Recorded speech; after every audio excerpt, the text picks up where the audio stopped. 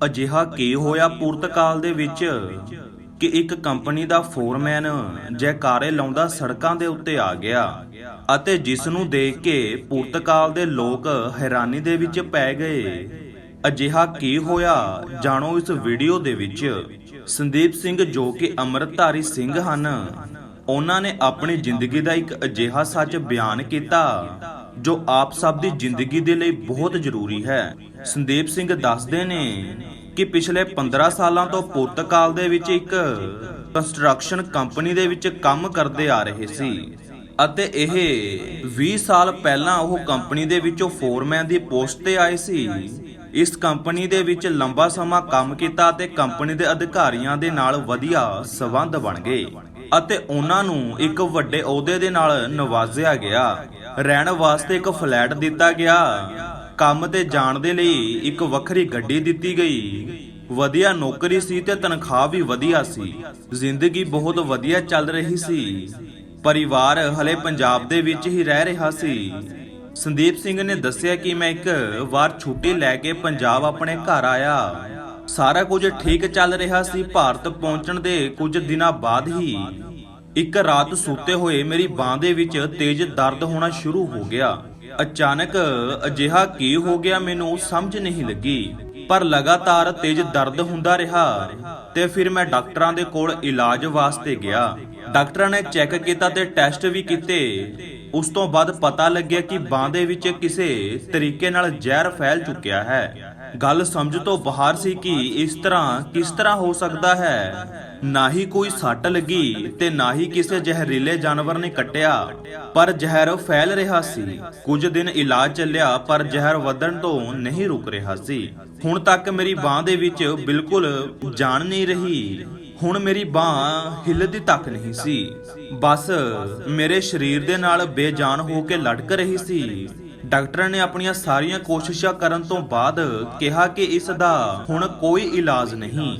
ਸਾਨੂੰ ਤੁਹਾਡੀ ਇਹ ਬਾਂਹ ਸਰੀਰ ਨਾਲੋਂ ਵੱਖਰੀ ਕਰਨੀ ਪਵੇਗੀ ਕਿਉਂਕਿ ਇਸ ਦਾ ਜ਼ਹਿਰ ਤੁਹਾਡੇ ਬਾਕੀ ਸਰੀਰ ਦੇ ਵਿੱਚ ਵੀ ਫੈਲ ਸਕਦਾ ਹੈ। ਸੋ ਇਸ ਨੂੰ ਰੋਕਣ ਦਾ ਇੱਕੋ ਇੱਕ ਹੱਲ ਹੈ ਕਿ ਬਾਂਹ ਨੂੰ ਸਰੀਰ ਨਾਲੋਂ ਵੱਖ ਕਰ ਦਿੱਤਾ ਜਾਵੇ। ਇਹ ਸੁਣ ਕੇ ਮੈਂ ਇੱਕੋਦਮ ਘਬਰਾ ਗਿਆ ਕਿ ਅਜਿਹਾ ਕੀ ਹੋ ਗਿਆ। ਕੁਝ ਦਿਨਾਂ ਦੇ ਵਿੱਚ ਹੀ ਜੋ ਮੇਰੀ ਬਾਂਹ ਕੱਟਣੀ ਪਵੇਗੀ। ਸੋ ਮੈਂ ਆਪਣੇ ਘਰ ਵਾਪਿਸ ਆ ਗਿਆ। ਮੈਂ ਆਪਣੇ ਘਰ ਪਰਿਵਾਰ ਵਾਲਿਆਂ ਨੂੰ ਸਾਰੀ ਗੱਲ ਦੱਸੀ ਤੇ ਪਰਿਵਾਰ ਵੀ ਪਰੇਸ਼ਾਨੀ ਦੇ ਵਿੱਚ ਪੈ ਗਿਆ, ਪਰ ਕੀਤਾ ਕੁਝ ਵੀ ਨਹੀਂ ਜਾ ਸਕਦਾ ਸੀ। ਪਰਿਵਾਰ ਨਾਲ ਸਲਾਹ ਕੀਤੀ ਕਿ ਕਿਵੇਂ ਕੀਤਾ ਜਾਵੇ। ਡਾਕਟਰ ਬਾਂਹ ਕੱਟਣ ਵਾਸਤੇ ਕਹਿ ਰਹੇ ਨੇ। ਬਾਂਹ ਕੱਟੀ ਗਈ ਤੇ ਨੌਕਰੀ ਵੀ ਚਲੀ ਜਾਵੇਗੀ, ਪਰ ਬਾਂਹ ਕੱਟਣੀ ਜ਼ਰੂਰੀ ਹੈ। ਪਰਿਵਾਰ ਨੇ ਬਾਂਹ ਕਟਵਾਉਣ ਦਾ ਫੈਸਲਾ ਸਹੀ ਦੱਸਿਆ। ਸੋ ਬਾਂਹ ਦਾ ਆਪਰੇਸ਼ਨ ਕਰਵਾਉਣ ਤੋਂ ਪਹਿਲਾਂ ਮੈਂ ਆਪਣੀ ਕੰਪਨੀ ਦੇ ਵਿੱਚ ਜਾਣਾ ਚਾਹੁੰਦਾ ਸੀ ਤਾਂ ਜੋ ਸਾਰਾ ਹਿਸਾਬ ਕੰਪਨੀ ਤੋਂ ਲੈ ਕੇ ਆਵਾਂ, ਕਿਉਂਕਿ ਉੱਥੇ ਕੱਟੀ ਬਾਂਹ ਦੇ ਨਾਲ ਕੰਮ ਨਹੀਂ ਕੀਤਾ ਜਾ ਸਕਦਾ ਸੀ। ਸੋ ਮੈਂ ਆਪਣੀ ਕੰਪਨੀ ਦੇ ਵਿੱਚ ਪਹੁੰਚਿਆ, ਆਪਣੀ ਸਾਰੀ ਹਾਲਤ ਕੰਪਨੀ ਦੇ ਅਧਿਕਾਰੀਆਂ ਨੂੰ ਦੱਸੀ। ਕੰਪਨੀ ਵਾਲਿਆਂ ਨੇ ਸਾਰੀ ਗੱਲ ਸੁਣੀ ਤੇ ਕਿਹਾ ਕਿ ਜਿਸ ਅਫਸਰ ਦੇ ਸਾਈਨ ਦੇ ਨਾਲ ਤੁਹਾਡਾ ਉਹ ਅਫਸਰ ਹਲੇ ਛੁੱਟੀ ਉੱਤੇ ਗਏ ਹੋਏ ਨੇ, ਉਹਦੇ ਸਾਈਨ ਤੋਂ ਬਿਨਾ ਹਿਸਾਬ ਨਹੀਂ ਦੇ ਸਕਦੇ। ਤੁਸੀਂ ਕੁਝ ਦਿਨ ਉਡੀਕ ਕਰ ਲਵੋ, ਉਹ ਅਫਸਰ ਆ ਜਾਵੇ ਅਤੇ ਤੁਹਾਡਾ ਹਿਸਾਬ ਕਰ ਦਵਾਂਗੇ। ਕੰਪਨੀ ਦੇ ਵਿੱਚ ਹੀ ਉਹਨਾਂ ਨੇ ਰੋਕਣ ਵਾਸਤੇ ਮੈਨੂੰ ਇੱਕ ਰੂਮ ਦਿੱਤਾ। ਮੈਂ ਸਾਰਾ ਦਿਨ ਹੀ ਉਸ ਰੂਮ ਦੇ ਵਿੱਚ ਹੀ ਰਹਿੰਦਾ, ਰੋਟੀ ਪਾਣੀ ਅੰਦਰ ਹੀ ਆ ਜਾਂਦਾ। ਸਾਰੇ ਦਿਨ ਮੈਂ ਆਪਣੀ ਬਾਂਹ ਦੇ ਵੱਲ ਹੀ ਦੇਖਦਾ ਰਹਿੰਦਾ ਤੇ ਇਹੀ ਸੋਚਦਾ ਰਹਿੰਦਾ ਕਿ ਅੱਗੇ ਕੀ ਹੋਵੇਗਾ। ਸਾਰਾ ਦਿਨ ਉਸ ਕਮਰੇ ਦੇ ਵਿੱਚ ਹੀ ਘੁੰਮਦਾ ਤੇ ਸੋਚਦਾ ਰਹਿੰਦਾ। ਇੱਕ ਦਿਨ ਮੇਰਾ ਖਬਰਸਾਰ ਲੈਣ ਦੇ ਲਈ ਮੇਰਾ ਇੱਕ ਪੁਰਾਣਾ ਗੁਰਸਿੱਖ ਦੋਸਤ ਆਇਆ। ਕਮਰੇ ਦੇ ਵਿੱਚ ਆ ਗਿਆ। ਉਸਨੇ ਮੇਰੀ ਹਾਲਤ ਦੇਖੀ ਤੇ ਉਸਨੇ ਮੇਰਾ ਹਾਲ ਚਾਲ ਪੁੱਛਿਆ, ਪਰ ਮੈਂ ਕੋਈ ਜਵਾਬ ਨਹੀਂ ਦਿੱਤਾ। ਉਸਨੇ ਕਿਹਾ ਕਿ ਪ੍ਰਮਾਤਮਾ ਜੋ ਵੀ ਕਰਦਾ ਹੈ ਉਸ ਦੇ ਪਿੱਛੇ ਕੋਈ ਨਾ ਕੋਈ ਰਾਜ਼ ਜ਼ਰੂਰ ਹੁੰਦਾ ਹੈ। ਤੁਸੀਂ ਮਨ ਛੋਟਾ ਨਾ ਕਰੋ, ਪ੍ਰਮਾਤਮਾ ਆਪ ਸਹਾਈ ਹੋਣਗੇ। ਹੋ ਸਕਦਾ ਹੈ ਕਿ ਤੁਹਾਨੂੰ ਪ੍ਰਮਾਤਮਾ ਨੇ ਇੱਥੇ ਕੋਈ ਅਧੂਰਾ ਕੰਮ ਪੂਰਾ ਕਰਨ ਵਾਸਤੇ ਹੀ ਭੇਜਿਆ ਹੋਵੇ। ਮੈਂ ਹੈਰਾਨ ਹੋਇਆ ਕਿ ਅਜਿਹਾ ਕਿਹੜਾ ਕੰਮ ਹੈ ਜੋ ਕਿ ਮੇਰੇ ਤੋਂ ਅਧੂਰਾ ਰਹਿ ਗਿਆ ਹੈ, ਜੋ ਮੈਂ ਇੱਕ ਬਾਂਹ ਦੇ ਨਾਲ ਪੂਰਾ ਕਰ ਸਕਦਾ ਹਾਂ। ਮੈਂ ਉਸ ਨੂੰ ਪੁੱਛਿਆ ਕਿ ਅਜਿਹਾ ਕਿਹੜਾ ਕੰਮ ਹੈ ਜੋ ਮੈਂ ਬਾਂਹ ਦੇ ਨਾਲ ਪੂਰਾ ਕਰ ਸਕਦਾ ਹਾਂ। ਉਸਨੇ ਜਵਾਬ ਦਿੱਤਾ ਕਿ ਜੋ ਵੀ ਕੰਮ ਹੈ ਉਹ ਸਿਰਫ ਤੁਸੀਂ ਹੀ ਕਰ ਸਕਦੇ ਹੋ। ਮੈਂ ਆਪਣੇ ਦੋਸਤ ਨੂੰ ਕਿਹਾ ਜੇਕਰ ਕੋਈ ਕਰਨ ਵਾਲਾ ਕੰਮ ਹੋਇਆ ਤਾਂ ਮੈਂ ਜ਼ਰੂਰ ਕਰਾਂਗਾ, ਜੇਕਰ ਮੇਰੇ ਕੋਲੋਂ ਨਹੀਂ ਹੋਇਆ ਤਾਂ ਮੈਨੂੰ ਮਾਫ ਕਰ ਦੇਣਾ। ਮੁਸਕਰਾਉਂਦੇ ਹੋਏ ਦੋਸਤ ਮੈਨੂੰ ਆਪਣੀ ਗੱਡੀ ਦੇ ਵਿੱਚ ਬਿਠਾ ਕੇ ਕਿਤੇ ਲੈ ਗਿਆ।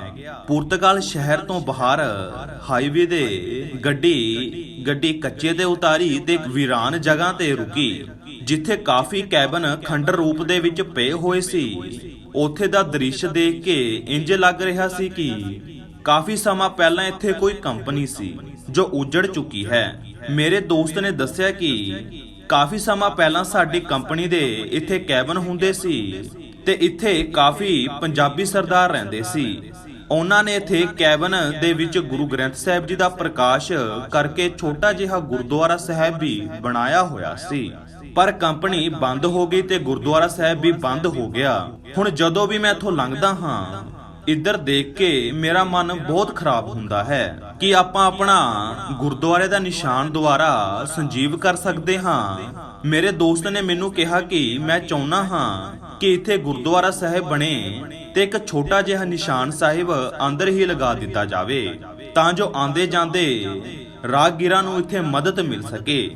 ਮੈਂ ਝੱਟ ਹੀ ਇਸ ਗੱਲ ਵਾਸਤੇ ਮੰਨ ਗਿਆ। ਮੈਨੂੰ ਲੱਗਿਆ ਕਿ ਪ੍ਰਮਾਤਮਾ ਨੇ ਮੈਨੂੰ ਇਸੇ ਕੰਮ ਵਾਸਤੇ ਵਾਪਿਸ ਇੱਥੇ ਬੁਲਾਇਆ ਹੈ ਅਤੇ ਇਹ ਕੁਝ ਕੁ ਦਿਨਾਂ ਵਿੱਚ ਹੀ ਆਪਣਾ ਕੰਮ ਸ਼ੁਰੂ ਕਰ ਦਿੱਤਾ। ਇਹ ਕਮਰਾ ਸਾਫ਼ ਕਰਕੇ ਉੱਥੇ ਇੱਕ ਗੁਰੂ ਘਰ ਬਣਾਉਣ ਦਾ ਫੈਸਲਾ ਕੀਤਾ।